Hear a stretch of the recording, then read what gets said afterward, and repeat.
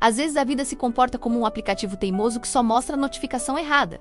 Você abre esperando paz e recebe conflito. Toca em amor e aparece medo, perde compreensão e surge irritação. E então nasce a pergunta silenciosa que quase ninguém faz em voz alta. Será que o problema está mesmo só do lado de fora? Ou será que ele está tentando me ensinar algo sobre dentro? Quando alguém nos provoca, nos abandona, nos confronta ou nos decepciona, o impacto não é apenas sobre o que a pessoa fez, mas sobre o que isso desperta em nós, porque toda reação carrega uma história, toda emoção exagerada denuncia uma ferida antiga e todo padrão repetido funciona como um recado em letras grandes dizendo que algo ainda não foi entendido. Por que certas atitudes dos outros nos incomodam tanto, enquanto outras passam despercebidas? Para que sempre entramos em relações parecidas se dizemos que queremos algo diferente? O que isso significa quando brigo com alguém e saio com a sensação de que a discussão era maior do que o fato? Como isso me afeta quando começo a enxergar inimigos onde talvez exista apenas um espelho mal iluminado?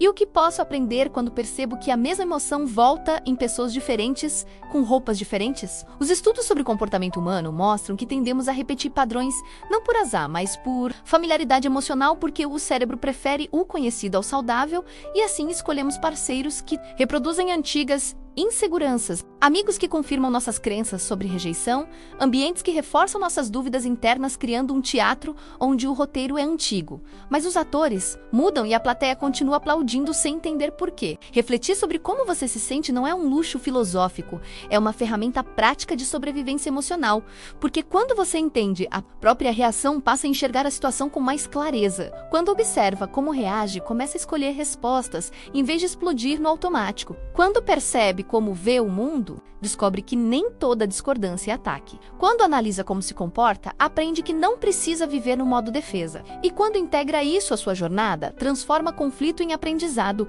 e frustração em sinal de ajuste. Pense na emoção como um alarme interno que toca quando algo entra sem permissão, mas também como um mapa que indica onde ainda dói e quanto mais você ignora esse alarme, mais alto ele toca nas próximas relações, até que a vida inteira vire um corredor de sirenes, quando na verdade bastava parar e ler o aviso. Existem histórias de pessoas que viviam em guerra com todo chefe porque carregavam dentro um conflito não resolvido com a autoridade, de quem atraía relações frias porque acreditava no fundo que não merecia afeto, de quem discutia por detalhes porque tinha medo de perder controle. E todas essas histórias mudaram quando alguém teve coragem de trocar a pergunta: por que fazem isso comigo? Por o que isso desperta em mim? Porque essa mudança simples desloca o poder do acaso para a consciência. A superação começa quando a pessoa percebe que não controla o outro, mas pode regular a própria resposta, que não escolhe o passado, mas escolhe o significado que dá a ele, que não muda o mundo de uma vez, mas muda o modo como entra em cada conversa,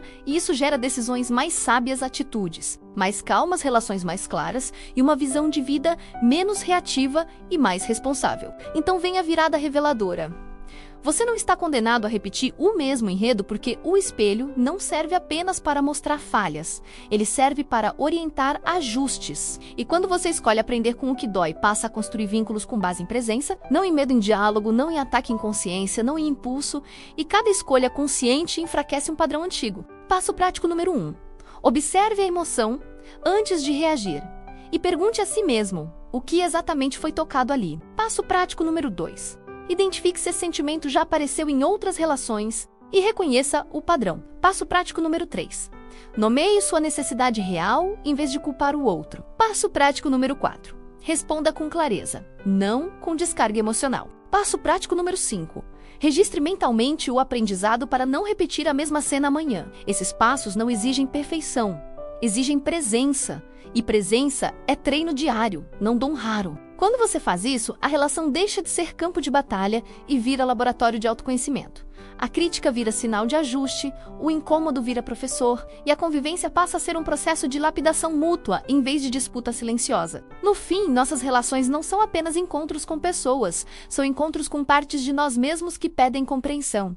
E quanto mais você entende suas contradições internas, menos precisa combatê-las. Fora criando um ciclo novo, onde a paz deixa de ser sorte e passa a ser construção. Se essa mensagem fez sentido para você, curta este vídeo, ative o sininho para não perder os próximos conteúdos e compartilhe nos comentários uma experiência em que um conflito com alguém revelou algo importante sobre você, porque aqui formamos uma egrégora, uma grande família que cresce junta, aprendendo, se transformando e escolhendo viver com mais consciência a cada passo.